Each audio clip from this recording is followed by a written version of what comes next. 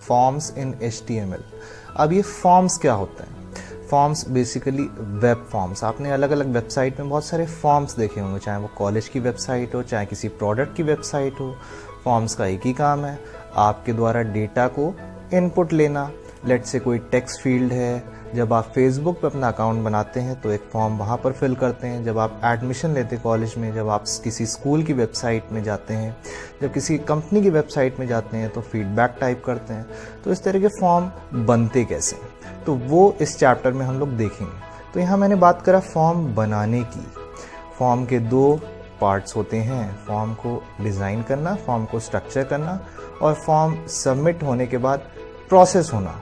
तो प्रोसेसिंग फ़िलहाल हम इस चैप्टर में नहीं सीखेंगे, उसके लिए एक अलग लैंग्वेज जो कि PHP का हम लोग यूज़ करते हैं। तो यहाँ केवल और केवल दिखने वाला फॉर्म हम लोग बनाएंगे, जिसमें टेक्स्ट फील्ड्स होंगे, चेक बॉक्सेस होंगे, ड्रॉप डाउन लिस्ट होगा, टेक्स्ट एरिया होगा, इस तरह के एलिमेंट्स होंगे जो केवल सामने दिखाई देंगे यूज़र को, लेकिन अगर आप इनको सबमिट करेंगे तो सर्वर पर हमारी जानकारी नहीं जाएगी। ठीक है, तो इस बात का हमें ध्यान देना है। तो ये मेरा सैम्पल कोड है पिछले चैप्टर में, अगर आपको याद हो, HTML टैग के अंदर हेड टैग और बॉडी टैग, और बॉडी टैग के अंदर हम अपने फॉर्म को डिफाइन करेंगे। तो फॉर्म को डिफाइन करने के लिए फॉर्म टैग का हम लोग यूज़ करते हैं। ठीक है, तो ये टॉप लेवल का टैग है, तो इसको हम क्लोज कर लेते हैं। अब फॉर्म के अंदर बहुत सारे एलिमेंट्स होते हैं, केवल फॉर्म टैग को लिखने से फॉर्म थोड़ी ना बन जाता है। तो फॉर्म टैग के अंदर जो पहला टैग है जिसको हम लोग सीखेंगे उसका नाम है इनपुट। तो मैंने इनपुट लिखा, और किस तरह का इनपुट, क्या मुझे टेक्स्ट इनपुट चाहिए, क्या पासवर्ड वाली फील्ड चाहिए, क्या चेक बॉक्स चाहिए, क्या रेडियो बटन चाहिए। तो काफ़ी अलग अलग डिफरेंट टाइप के इनपुट्स हैं। तो फिलहाल के लिए हम लोग शुरुआत करेंगे टेक्स्ट बॉक्स से। तो हम टाइप एट्रीब्यूट को यहाँ पर स्पेसिफाई करेंगे और टाइप में टेक्स्ट। अगर हम इसको सेव करेंगे और रीलोड करेंगे तो आप देख सकते हैं यहाँ पर एक नॉर्मल सी टेक्स्ट फील्ड आती है जिसमें हम अपने टेक्स्ट को टाइप कर सकते हैं। तो एक छोटा सा एग्जाम्पल है। अच्छा, इस टेक्स्ट फील्ड का साइज हम कंट्रोल कर सकते हैं, स्पेस लगा करके एक और एट्रीब्यूट टाइप करेंगे जिसका नाम है साइज और 30। अब ये 30 जो वैल्यू है इसका मतलब है कैरेक्टर में विड्थ।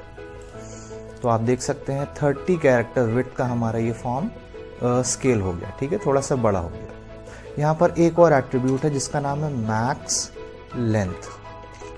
अगर इस एट्रीब्यूट को हम टाइप करेंगे और यहाँ पर लेट से मैंने स्पेसिफाई किया 15।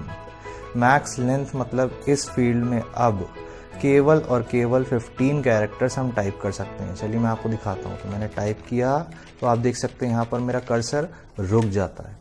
तो बहुत सारी जगहों पर आपने देखा होगा ना, जब नेम फील्ड होती है तो वहाँ सर्टेन लिमिट्स होती हैं कि आप 25 कैरेक्टर से ज़्यादा बड़ी नेम लिमिट नहीं क्रिएट कर सकते। तो ये लिमिट आप मैक्स लेंथ से सेट करते हैं। तो ये आपका इनपुट टैग था जिसका टाइप था टेक्स्ट। अब कुछ और इनपुट टाइप्स को हम लोग देखेंगे। जो दूसरा इनपुट टाइप है आपकी बुक में, उसका नाम है पासवर्ड। तो मैंने इनपुट लिखा। बाय द वे आप देख सकते हो इस इनपुट टैग का कोई पेयर नहीं है। तो जैसा कि पहले वीडियो में मैंने आपको बताया, कई ऐसे टैग्स होते हैं स्टैंड अलोन होते हैं, कई ऐसे टैग्स होते हैं जो एम्प्टी टैग कहलाते हैं जिनका कोई पेयर नहीं होता है, लेकिन बहुत सारे टैग पेयर में होते हैं। तो मैं अपने कर्सर को यहाँ पे रखता हूँ और मैंने यहाँ पर टाइप स्पेसिफाई किया। इस बार टाइप है पासवर्ड। तो ऑब्वियसली आपके सामने एक ऐसी फील्ड होगी जिसमें जब आप टाइप करोगे तो आपको डॉट्स डॉट्स डॉट्स इस तरह के कैरेक्टर दिख रहे हैं। तो इस फील्ड से आप अपनी पासवर्ड वाली फील्ड को स्पेसिफाई कर सकते हो। लेट्स से यूज़र नेम, जो आपका यूज़र नेम होगा, नीचे पासवर्ड वाली फील्ड, यहाँ पर आप पासवर्ड फील्ड को स्पेसिफाई कर सकते हो। और यहाँ पर भी मैक्स लेंथ प्रॉपर्टी का इस्तेमाल करके आप पासवर्ड को लिमिट कर सकते हो कि मुझको जो यूज़र है वो 15 कैरेक्टर से ज़्यादा का पासवर्ड ना टाइप करे। जो दूसरा इनपुट टाइप है वो है रेडियो बटन्स।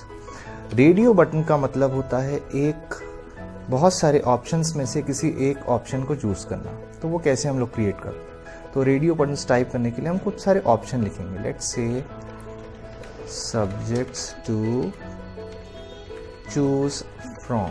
ओके, ये टेक्स्ट मैंने लिखा। यहाँ पर एक BR टैग मैंने टाइप किया। BR मतलब लाइन ब्रेक, मतलब इस टेक्स्ट के बाद ही हमको लाइन ब्रेक मिलेगा। और लेट्स से फिजिक्स, ये एक सब्जेक्ट है। लेट्स से केमिस्ट्री, ये दूसरा सब्जेक्ट है। लेट्स से मैथ्स और लेट्स से कंप्यूटर। तो लेट्स से आपके सामने एक वेबसाइट है और उस वेबसाइट में एक सब्जेक्ट आपको चूज़ करना है, चाहे वो फिज़िक्स हो, चाहे वो केमिस्ट्री हो, चाहे वो मैथ्स हो, चाहे वो कंप्यूटर हो। तो वहाँ पर जब किसी एक ऑप्शन को हम चूज़ करते हैं बहुत सारी लिस्ट में से, उस इनपुट टाइप को हम लोग रेडियो इनपुट टाइप करें। कैसे उसको क्रिएट करेंगे? तो फिज़िक्स के आगे मैंने अपने कर्सर को रखा जो टेक्स्ट है, और यहाँ पर इनपुट टैग का यूज़ किया और यहाँ पर टाइप को मैंने स्पेसिफाई किया रेडियो। तो अब यहाँ पर चेक बॉक्स अपीयर होगा इस फिज़िक्स वर्ड के सामने। अच्छा, यहाँ पर एक छोटा सा BR यानी कि लाइन ब्रेक हमको देना पड़ेगा। लाइन ब्रेक की वजह से ये जो केमिस्ट्री है दूसरी लाइन पे आएगा। एक और इम्पॉर्टेंट चीज़, जब हम रेडियो स्पेसिफाई करते हैं किसी भी इनपुट को, तो नेम एट्रीब्यूट टाइप करना बहुत ज़रूरी है। तो फॉर एग्ज़ाम्पल नेम में मैंने टाइप किया सब्जेक्ट, तो ये नेम टैग, ये एट्रीब्यूट हर फील्ड में कॉमन होगा। अगर आप ये नेम एट्रीब्यूट स्पेसिफाई नहीं करोगे तो हर ऑप्शन इंडिपेंडेंट ऑप्शन होगा, that means her option selectable होगा। ठीक है, तो नेम बहुत मस्ट है और ये नेम कॉमन होगा इन सभी में। तो फिलहाल मैं इस कोड को कॉपी करता हूँ। कॉपी किया, यहाँ भी कॉपी किया। तो कॉपी करने से आप देख सकते हैं कितना टाइम हमारा बच रहा है, और सेव किया। तो अब अगर मैं इसको रीलोड कर रहा हूँ तो यहाँ पर लिख के आ रहा है subjects to choose from either physics और केमिस्ट्री और मैथ्स और कंप्यूटर, जो कि है सबसे बेस्ट सब्जेक्ट। तो बाय द वे आपने देखा एक बार में एक ही इनपुट यहाँ पर अलाउड है, और ये प्रॉपर्टी है रेडियो बटन की। लेकिन ये प्रॉपर्टी तब मिलेगी जब नेम कॉमन होगा सभी इनपुट टाइप्स में। सिमिलरली इनपुट टाइप रेडियो के बाद अब हम बात करेंगे चेक बॉक्स की। तो यहाँ पर टाइप को हम स्पेसिफाई करेंगे चेक बॉक्स। चेक बॉक्स का मतलब सीधा सीधा होता है मल्टीपल ऑप्शंस को सेलेक्ट करना। तो यहाँ पर हर जगह पर हम चेक बॉक्स कर देंगे जहाँ जहाँ रेडियो था। तो अभी किस तरह का इनपुट हमें मिलेगा, आप गेस करेंगे? हमको मिलेगा कुछ इस तरह का इनपुट जहाँ पर आप मल्टीपल ऑप्शंस को चूज़ कर सकते हैं। I want physics also, I want chemistry also, I want maths also and I want computer also. Okay, और यहाँ पर सबके आगे BR लगा था, इसीलिए ये एलिमेंट्स एक के नीचे एक यहाँ पर अपीयर हो रहे हैं। BR मीन्स लाइन ब्रेक, और ये भी एक एम्प्टी टैग, ये भी एक स्टैंड अलोन टैग है। अपने कर्सर को यहाँ पर रखते हैं, कुछ आगे की चीज़ें देखते हैं। अब बात करेंगे इनपुट सबमिट बटन की। सबमिट मीन्स मैंने फॉर्म अपना फिल कर लिया, नेम फिल कर लिया, सब्जेक्ट चूज़ कर लिए, फाइनली इसको सबमिट करेंगे। तो सबमिट के लिए एक सबमिट बटन हमें यहाँ पर चाहिए। तो वो कैसे जनरेट करेंगे? हमने फिर से इनपुट टैग का इस्तेमाल किया, टाइप में सबमिट। तो सबमिट बेसिकली क्या करेगा? ये एक ऐसा बटन है जो आपके फॉर्म को सबमिट कर देगा सर्वर पर। लेकिन यहाँ पर किसी भी तरह की फॉर्म की प्रोसेसिंग नहीं हो रही है, इसीलिए फॉर्म आपका वापस रीसेट हो गया। ओके, यहाँ पर सिर्फ फॉर्म देखने के लिए हम लोग बना रहे हैं। We are just seeing the form as is, we are not processing the form. उसी तरह से एक बटन होता है रीसेट बटन। तो यहाँ पर हम एक BR का यूज़ करेंगे तो बटन नीचे आएगा। तो इनपुट टाइप इक्वल्स रीसेट। तो आप गेस करेंगे रीसेट बटन क्या होगा? रीसेट मीन्स अगर कोई भी फॉर्म मैंने फिल किया है और मैं चाहता हूँ बहुत जल्दी से सब फील्ड्स को इरेज करना, तो अगर मैं रीसेट क्लिक करूँगा तो एवरीथिंग विल बी इरेज्ड। तो यहाँ पर एक BR हम लगा देते हैं तो थोड़ा सा स्पेस हमें मिलेगा।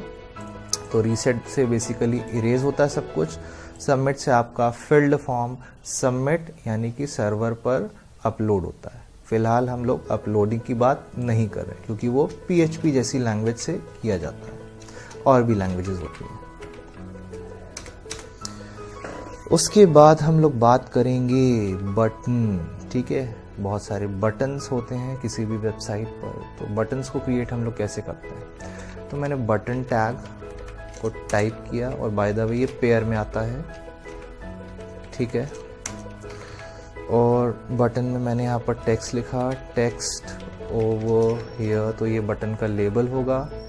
मैंने इसको सेव किया, मैंने इसको रिफ्रेश किया, तो आप देख सकते हैं बटन जनरेट हुआ जिसको हम लोग क्लिक कर सकते हैं। और बटन के अंदर एट्रीब्यूट होता है एक्शन, तो एक्शन का यूज़ करके हम लोग इस बटन को एक्शन दे सकते हैं, लेकिन फ़िलहाल इस चैप्टर में हम लोग इसको डिस्कस नहीं करेंगे। तो ये आपका बटन हो गया। मैं 2 बार यहाँ पर लाइन ब्रेक दूंगा, यानी कि 2 बार BR। कुछ और टैग्स की हम बात करेंगे।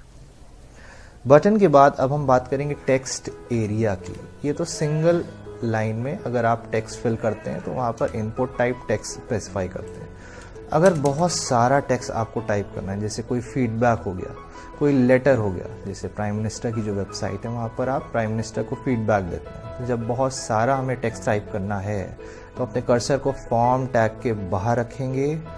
अब जिस टैग की हम बात करेंगे उस टैग का नाम है टेक्स्ट एरिया।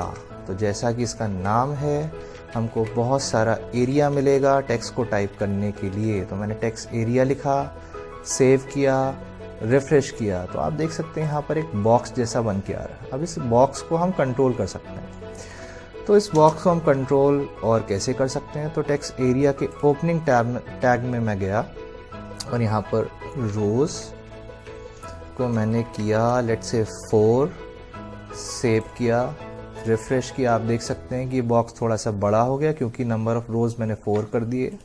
और COLS कॉल्स यानी कॉलम्स को मैंने 20 कर दिया। देखते हैं क्या होता है। थोड़ा सा और बढ़ाते हैं इसको, लेट्स से 40। तो आपका बॉक्स थोड़ा सा कॉलम की तरफ से बड़ा हो गया और रोज की वजह से बॉक्स आपका थोड़ा सा हाइट में बड़ा हो गया। तो टेक्स्ट एरिया का यूज़ करके आप इस तरह के बॉक्स को डिफाइन करते हैं जहाँ पर बहुत सारा टेक्स्ट आप लिख सकते हैं, ठीक है।